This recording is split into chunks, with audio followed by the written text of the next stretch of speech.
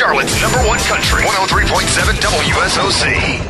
This time, Mr. Phil Vassar, how you doing? I'm doing great hanging out with you guys. This is fun. What a great area. This is very cool. And we were just talking, the last time Phil was here was for the Cars premiere. That's the last time that you did anything here in the Queen City. So Isn't that sad? it is. It's sad, man. It's like, we've talked about doing some of these, cool clubs all over the country now. And of course, Whiskey River came up. Yeah, it's going to be a good time. I was just inside. I think this is going to be a great night. So you love the clubs, and you said this is really just a different environment, a different vibe that you get. What's different about living like that? Well, you're so close to everybody, and I think in concert situations where you're sitting there and there's rows and there's balconies or stages, it seems like there's security everywhere. And, these are just more high energy, high fun, and I just think you can just keep it forever ghetto, whenever you play.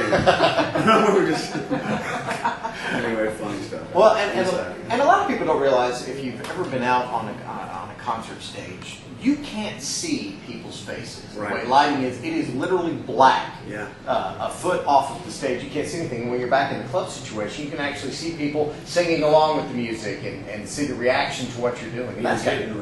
Drinking and passing out, all kinds of fun stuff. You can see really good fun. I think the cool thing about clubs is just the energy everybody gets. It's so compact and it's like you can feel it. It's like you can touch. You can reach out and touch your friends and your fans, and it just makes for just a really an intense show. You don't have any rules. You can play as long as you want, like we've talked about before. Play any song you want and just have a great time. Now, have you ever been on stage when you're opening for somebody and there's been somebody off to the side that's pointing at their watch and giving you the hook, and you've had to get off in a hurry? Because there's some big stipulations on these things. Well, you do. I mean, and that's the thing. We've talked about that before, but especially when you're in the middle of a tour, where you got 4 acts, 3 acts, and everybody's got their slot. I've been on there too, where it's that other act didn't quite honor their. They played 30 minutes over, and then we've had openers that played 30 minutes over or 20 minutes over. They had to actually unplug. So by the time we got, we did our set, and say we had to be off the stage about 11 o'clock. So we're only 50 minutes into our set, because they went over and they did all this stuff. And when you're on a tour like that, you really got to kind of work together as a team. It's a team. It's a tour. It's a team. If you're not the headliner, and then you get off the stage. Everybody's there to see the headliner. They're not there to see you. Even though you're an added bonus. So I think.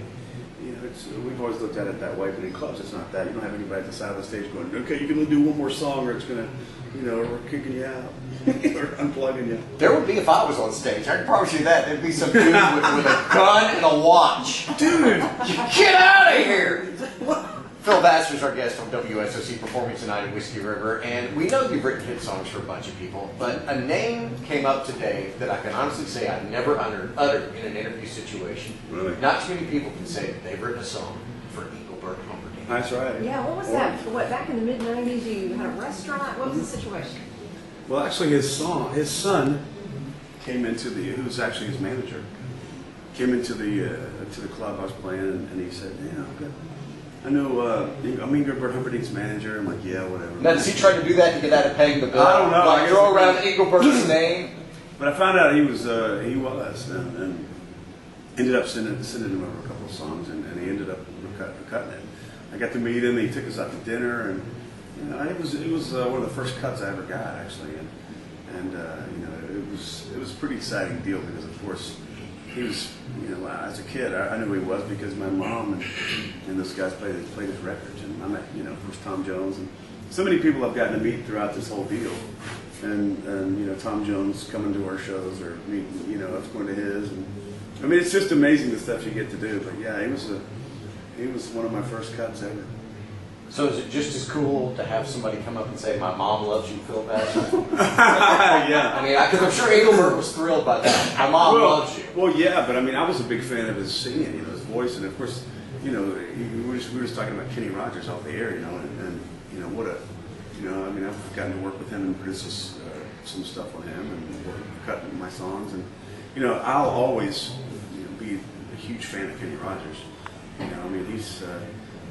For one, he's 75. He's got 5-year-old twins, and his wife's beautiful. He's my hero.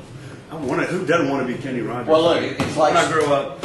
it's like the late Strom Thurmond once said, "Better to die with something young and pretty than old and ugly." My hero. Can you hang out for a few minutes? I love All right, Phil Vassar's our guest on WSOC. Strong.